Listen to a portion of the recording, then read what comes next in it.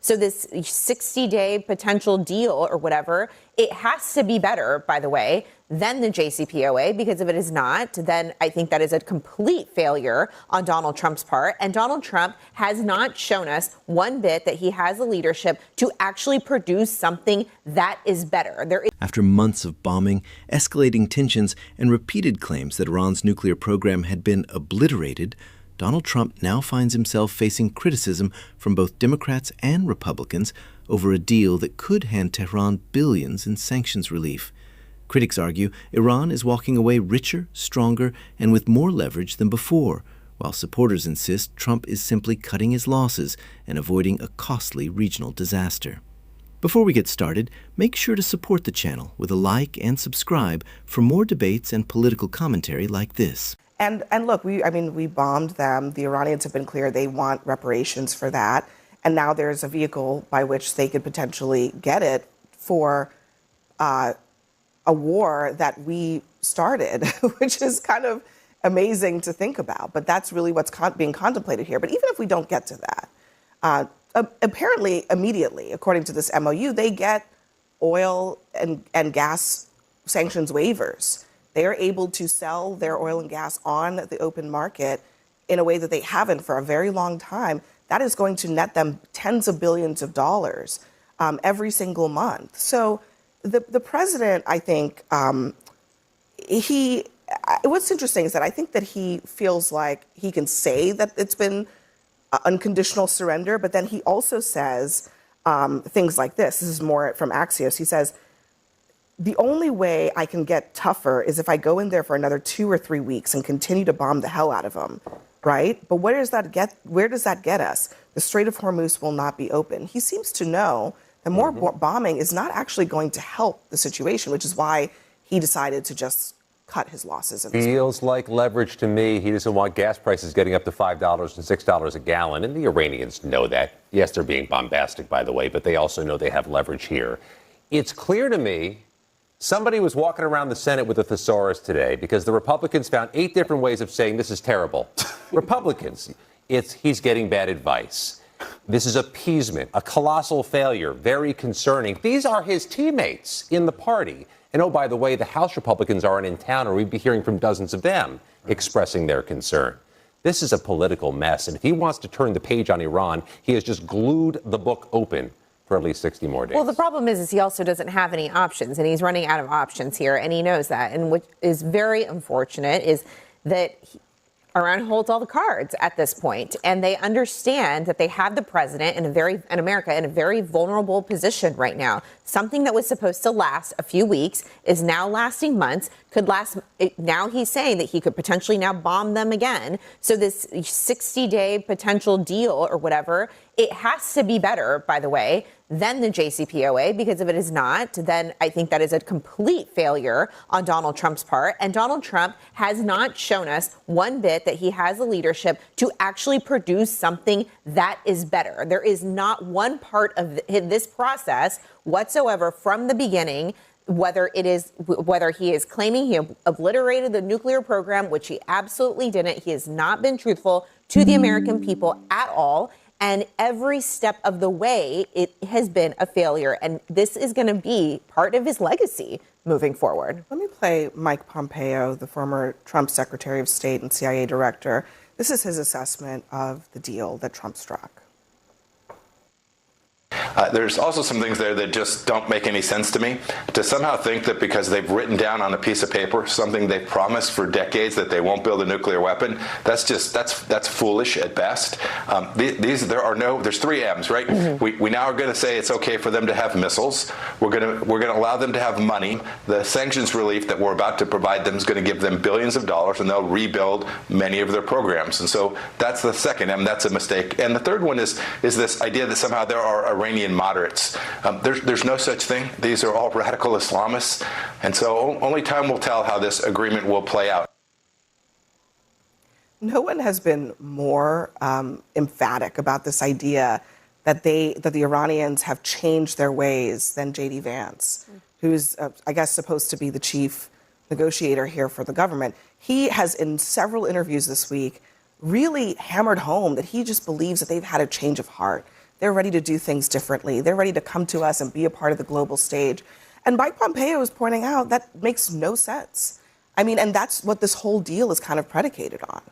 Yeah, the triumph of hope over experience. Look, I think this is fundamentally a very pragmatic deal given the political situation. And you highlighted some of the folks who were critical of it. All of those Republicans who are criticizing it, they either lost their primary, they either are not running for re-election, or they're running in deep Roger red, Wicker. or they are running in deep red states. Not Roger Wicker and not Ted Cruz. Ted Cruz is He's also not up for re-election this year. It doesn't. I mean, so what's the matter? Okay. Like, are the only people that like who does? My point though. We've eliminated a lot of people. Okay, you're not even talking about the House at this point. My point is that this is a pragmatic deal, and a lot of Republicans actually have been thrilled to see this as the outcome. But how is they it were alarmed? They were alarmed. Can I speak for like more than 2 seconds? I just want to know how it's pragmatic. They were alarmed heading into the midterms that there were some documents to suggest we would have $7 gas prices. So I think Republicans are glad to see that now gas prices are down below $4 a gallon on average nationally. We're going to see inflation come down. They are glad and relieved to see that Iran is going to be on the back burner and they can focus on domestic issues. Lydia, how can and you say that they're going to be socialist candidates. And so, again, there's many Republicans who are glad to have some sort of relief valve because there was a concern. It's not going to be on the back burner. Okay, first of all, this MOU is lasting 60 days. You're getting closer and closer to the midterm elections. If he does not come up with a solution that is better than the JCPOA, there is no way that this is resolved before the midterm elections, and every vulnerable Republican is going to have to deal with this. When it comes to gas prices, first of all, they're potentially opening the Strait.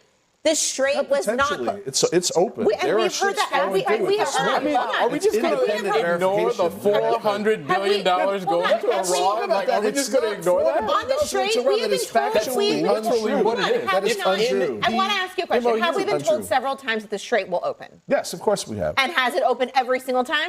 I don't know if it's open. It has not. I tell you this morning, as of this morning, ILS traffic is showing ships going through the Strait. Why is the Strait? Not Republicans, not Democrats. Why was the Strait closed? Why was the Strait closed? Why was the Strait closed? Why was the Strait closed? Because the Iranians closed it. Because Donald Trump caused it to be closed. So at the end of the day, we are now at an MOU that is putting us back to where we were at the beginning of this thing, which means the United States hasn't gotten us I think if you ask people living in Iran right now, they would have probably a very different perspective if it's just the way it was before the war started. The Ayatollah is still there. The regime is still there. The people are still being oppressed. I don't know what you're talking about. Now they just have $400 billion more than what they had before. When did that become a consideration? I do wonder. I mean, you just brought up the Iranian people. Their lives haven't changed. Yeah. For the better. They're still being run by Ayatollahs. With $400 billion more dollars. There's nothing in, if you're an Iranian right now. The money's not going to the regime. It's not going to the regime. If you're an Iranian right now, what has changed for you? You still have the same structure, government structure that you had before. Now you have that government structure being promised billions of dollars of funds that only helps to reinforce their control over society. What positives are they getting out of it? Probably not a lot, Abby, but we kind of have to pick a lane, don't we? Right? Either we want to have this humanitarian purpose, which is going to require a more dedicated effort there and higher gas prices. Let's be honest, for the American people, this is about their wallets and what they pay at the pump. And we have no tolerance for it. But why did There's you no launch this patriotic mission behind this. It's not like World War II. Like, let's go and work and weld airplanes and be part of the war effort and buy war bonds. That doesn't exist anymore. That's part of what President Obama was talking about. That's a transparent answer because it's an honest one. Basically, it is that we don't have the stomach for this, which is what the Iranians knew. And what's interesting, this is the one more from J.D. Vance. He was asked about what's to stop the Iranians from just rebuilding the whole thing that the United States bombed. Here's what he said. What's stopping them from down the road, to your point, rebuilding and restarting from where we were pre the war? Well, number one, they would have to get a lot of money in order to rebuild a nuclear program. You're talking about billions and billions of nuclear infrastructure that the United States destroyed. In order for them to rebuild that program, they would have to get a lot of money. Well, viewer, they are getting a lot of money. They are getting billions and billions of dollars right now, according to this MOU. And they could, to Isaiah's point, get billions and billions more. Let's take the $300 billion out of it. $100 billion in sanctions relief. A sanctions relief available to them potentially that exceeds anything that we have ever offered this particular regime. And what's really interesting is that in the MOU, it says that the free passage of the Strait of Hormuz is really only guaranteed for 60 days. So if they begin to start charging tolls for every ship that comes across the strait, that's another revenue stream for the regime. Well, which they have indicated that they will. All of this is conditional. It's explicit in the MOU. It's conditional on a deal being reached, on the finer points being Where achieved, in the deal is that listed? Including as it relates to their nuclear program. Is this the gentleman's agreement that has been somehow tacitly worked out with people who may not be characterized as gentlemen? I completely agree with that, Scott. And that's part of one of the things that worries me the most about this is even if we had a deal that made everyone happy, Republican and Democrat, everyone at this table, would be one hell of a deal, by the way. What's to say that the Iranians would actually live up to it? This is a part of the world that, unfortunately, for the people that live there, have 1,000+ year history of this kind of conflict, stress, and turmoil. And unfortunately, we got to pick a lane, and the American people have to decide, what do we have the stones for? And right now, what we have the stones for is to fill our cars and go on a 4th of July weekend and pay less than $4 a gallon. The American people are currently not $400 billion more. I think that's about as accurate as we can get here. We don't have the tolerance for a long war, which is why Trump wants to end this one. The video ends here. But what made this discussion interesting is that nobody was really arguing over the same thing. Xochitl Hinojosa was judging the situation based on results. Her argument was straightforward. If Iran's government is still in power, if sanctions relief is back on the table, and if negotiations remain the only realistic path forward, then what exactly was achieved? She repeatedly came back to the possibility that Trump could end up accepting a deal that looks surprisingly similar to the JCPOA he spent years attacking. If that happens, critics won't need a new argument. They'll simply replay Trump's old speeches. That's a dangerous place for any politician to be. Marc LoPresti was looking at a completely different scoreboard. He wasn't talking about ideal outcomes. He was talking about political reality. His argument was essentially that Americans don't want another open-ended conflict in the Middle East. They don't want gas prices exploding. They don't want inflation rising again. They don't want to spend years managing another foreign crisis. From that perspective, an imperfect deal is still better than a prolonged confrontation. And honestly, that's where the debate became much more interesting than the usual partisan shouting match. Because both sides were exposing an uncomfortable truth. Americans often want conflicting things at the same time. They want cheap energy. They want stability. They want foreign threats contained. They don't want another war. They want strong leadership. They don't want the costs that often come with projecting strength overseas. Those goals don't always fit together. One moment that stood out was Scott MacFarlane's observation that Trump hasn't turned the page on Iran. He's glued the book open for another 60 days. That's probably the most accurate description of the entire situation. Nothing here feels settled. Nothing here feels permanent. The debate wasn't about a final outcome. It was about a temporary pause and what comes next. Abby Phillip also kept bringing the conversation back to a question that nobody seemed eager to answer. What did ordinary Iranians actually gain from all of this? The regime is still there. The political system is still there. The same leadership remains in charge.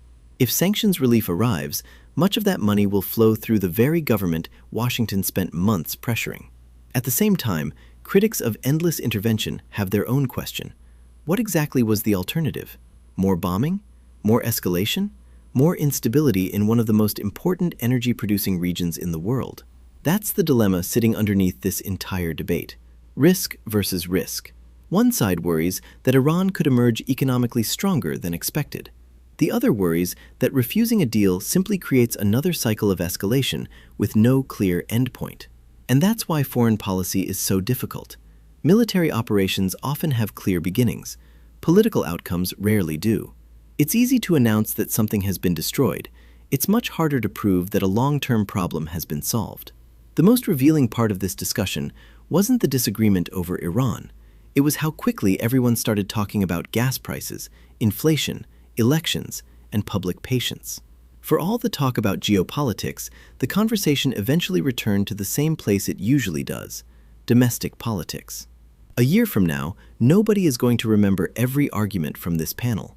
They'll remember whether Iran became less dangerous, whether the promised benefits actually materialized, and whether this agreement solved a problem or simply postponed it. Before you go, make sure to support the channel with a like and subscribe for more debates and political commentary like this.